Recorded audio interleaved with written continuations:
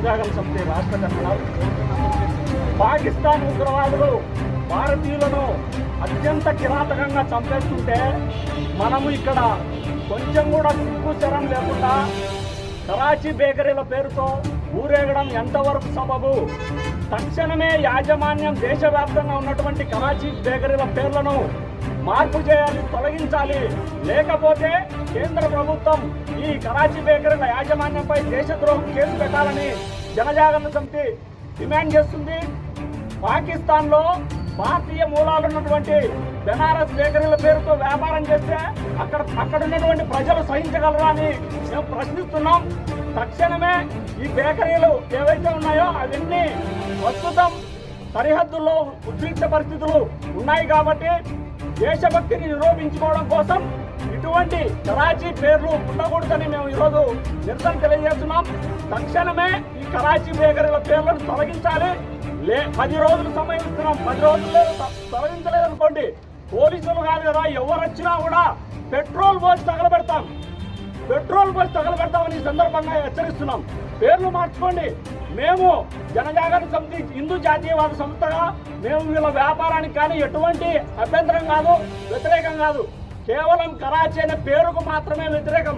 కాబట్టి తక్షణమే పేరు మార్చుకోవాలి, లేకపోతే తీవ్ర పరిణామాలు ఎదుర్కొంటారని హెచ్చరిస్తున్నాం.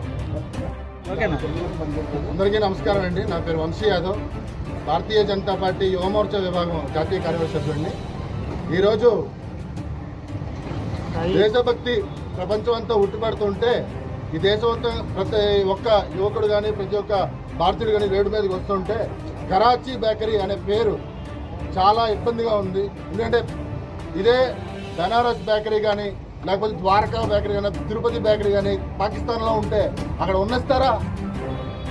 మనిషికి ఆలోచన వస్తే గంట పోజేస్తారు. అలాంటి పరిస్థితుల్లో ఈరోజు భారతదేశంలో ఎంత పెద్ద వ్యాపారం చేస్తున్నారు.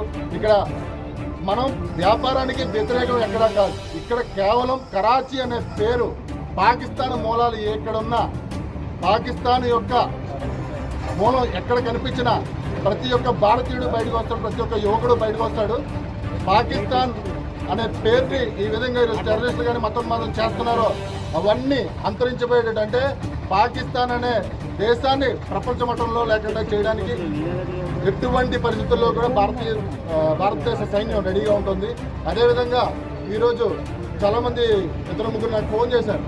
కరాచీ బేకరీ అంటే మన వాళ్ళదే, కరాచీ పాకిస్తాన్ విడిపోక ముందు నుంచి కరాచీ బేకరీ ఓపెన్ చేసి ఉంది. అట్నుంచి వచ్చినప్పుడు కరాచీ గుర్తుగా ఆయన కరాచీ బేకరీ పేరు పెట్టుకున్నాడంట. సిగ్గుపోతుంది ఆ మాట చెప్పడానికి.